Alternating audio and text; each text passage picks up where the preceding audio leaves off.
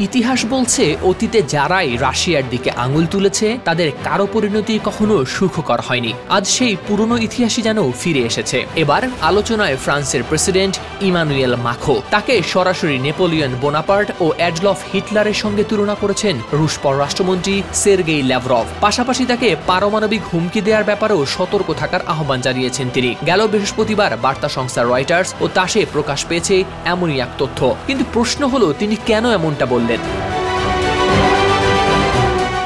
কারণ খুঁজতে গিয়ে জানা যায়, সম্প্রতি জাতির উদ্দেশ্যে দেয়া ভাষণে ফ্রান্সের প্রেসিডেন্ট জানান ইউরোপের নিরাপত্তা নিশ্চিত করতে ফ্রান্স তাদের পারমাণবিক অস্ত্রগুলো ইউরোপীয় মিত্রদের সঙ্গে ভাগাভাগি করার কথা বিবেচনা করছে। শুধু তাই নয়, ইউক্রেনে শান্তিরক্ষী বাহিনী পাঠানোর বিষয়ে তিনি ইউরোপীয় সেনাপ্রধানের সঙ্গেও আলোচনার পরিকল্পনা করছেন। এই বক্তব্যেই ক্ষুব্ধ হয়েছে রাশিয়া। তাদের মতে মাখোর কথাগুলো ভয়ঙ্কর ও সরাসরি হুমকি। রাশিয়ার পররাষ্ট্রমন্ত্রী সের্গেই ল্যাভরভ অবশ্য পরিষ্কার জানিয়েছেন, আগে যারা রাশিয়ার বিরুদ্ধে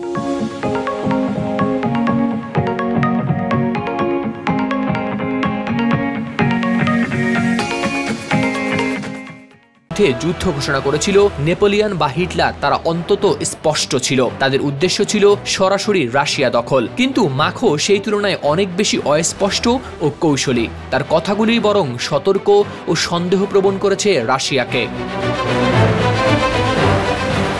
রাশিয়া আরও বলছে, ইউক্রেনে ইউরোপীয় শান্তিরক্ষী বাহিনী পাঠানোর প্রস্তাব তারা মেনে নেবে না। এটি তাদের কাছে ন্যাটোর সামরিক উপস্থিতিরই সমান। রুশ গণমাধ্যমগুলোতেও দেখা যাচ্ছে মাখোকে ব্যঙ্গ করে নেপোলিয়নের পোশাক ও ভঙ্গিতে আঁকা কার্টুন। নেপোলিয়ন 1812 সালে রাশিয়া আক্রমণ করে চরমভাবে পরাজিত হয়েছিলেন। সেই স্মৃতিই যেন ফিরে এসেছে নতুন করে। অন্যদিকে এই মুহূর্তে পারমাণবিক অস্ত্রের হিসাব দেখলে বোঝা যায় রাশিয়া ও যুক্তরাষ্ট্রের হাতেই আছে 5000-এর বেশি পারমাণবিক ওয়ারহেড। ফ্রান্সের কাছে রয়েছে মাত্র 290টি। সংখ্যায় অনেক পিছিয়ে থাকলেও এই বার্তা থেকেই রাশিয়া সতর্ক করে দিয়েছে, তারা কোনো হুমকি নেবে না হালকাভাবে।